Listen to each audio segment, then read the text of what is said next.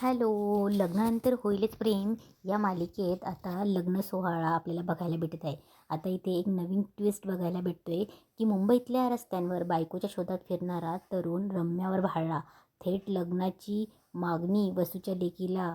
पण काय, वसूच्या लेकीने केला हिरमोड. चला तर मग मंडळी, आजच्या या एपिसोड रिव्ह्यूमध्ये आपल्याला बघायला भेटते की काव्या पार्थ आणि जीवानंदिनी यांचा विवाह सोहळा संपन्न होताना आपल्याला दिसतोय.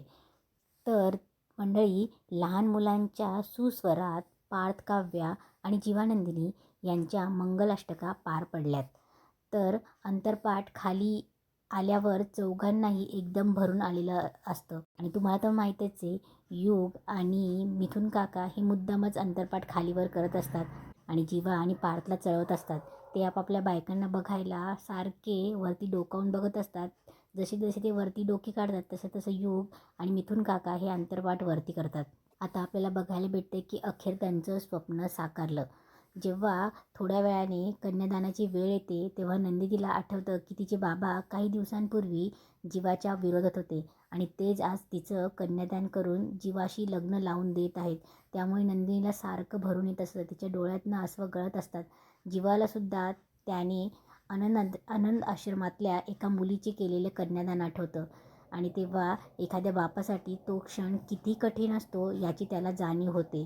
आणि त्याला ही जाणीव आधीच झालेली असते, त्यामुळे तो सुद्धाही भावूक झालेला असतो. आणि भावूक मध्ये तो आपल्यालाही जीवाही रडवलेला दिसतो. जीवा रडत असतो, नंदिनीही रडत असते आणि जीवा तिला खुणवतही असतो की रडू नकोस म्हणून. काव्यालासुद्धा आपले बाबा काही दिवसांपूर्वी आपल्यावर किती नाराज होते आणि ते आज अगदी सहकुशीने आपला हात हा पार देशमुखांकडे सोपवत आहेत याचा आनंदही होत असतो. तिच्याही डोळ्यात आनंद अश्रू वाहत असतात आणि पार्थ सारखा सारखा तिचे डोळे पुसत असतो. आता जसे जसे विधी सुरू होतात, जसं जसं सप्तपदीचे सुरू असते, तसं जसं दोघी मुली आणि दोघं मुलं यांना आपल्या आयुष्यात ज्या काही आत्तापर्यंतच्या उलाढाल झाल्या त्या सगळ्या चौघांनाही आपली भूतकाळ आठवत असतो. सुरुवातीला स्वतःच्या जवळही न फिरू देणारी काव्या तिच्याही नकळत पार्थच्या कशा प्रेमात पडली हे तिच्या डोळ्यांसमोरून जात असतं. तर सतत आपल्यावर चिडचिड करणारा जीवा आपल्यासाठी कसा कावराबावरा झालेला हेही नंदिनीला आठवत असतं. दोघींचे हे डोळे भरून आलेले असतात. प्रत्येक सप्तपदीमध्ये चौघेही जण एकमेकांना आयुष्यभर एकत्र राहण्याचे वचन देत असतात.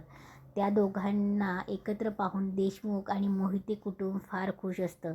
पण रम्या मात्र सगळ्यांसमोर खुश असल्याचं नाटक करत असते. थोड्या वेळाने रम्या हॉलमध्ये फिरत असताना अचानक तिची धडक एका मुलाशी होते. तोच मुलगा आहे जो सध्या सोशल मीडियावर धुमाकूळ घालतोय. बायको पाहिजे असा बोर्ड घेऊन तो मुंबईच्या वेगवेगळ्या स्टेशनवर फिरताना दिसतोय. बायकोचा शोध घेत तो काव्या, पार्थ आणि जीवानंदिनीच्या लग्नात येऊन पोहोचतो. त्याची धडक रम्याला होते तेव्हा तिला पाहून तो अगदी हरकून जातो. तो तिला विचारतो की तुम्ही सिंगल आहात का? तेव्हा रम्या त्याला हो असं उत्तर देते.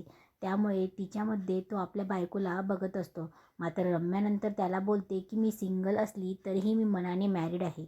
लहानपणीच माझं एका मुलाशी लग्न झालेलं आहे आणि तो लग्न मान्य करायला तयार नाही आहे, पण हे लग्न मी मान्य केलं आहे.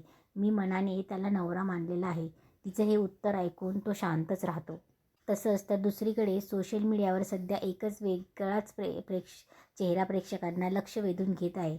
हातात बायको पाहिजे असं पोस्टर घेऊन उन्हातान्हात फिरणारा हा तरुण सर्वत्र चर्चेचा विषय ठरत आहे. या तरुणाचे नाव आहे धनराज धोंडीराज दांगट. धनराजवर अशी वेळ का आली आहे? बायकोच्या शोधण्यासाठी तो इतका वणवण का भटकतोय? या साऱ्या प्रश्नांची उत्तरं लवकरच आपल्याला भेटणार आहेत.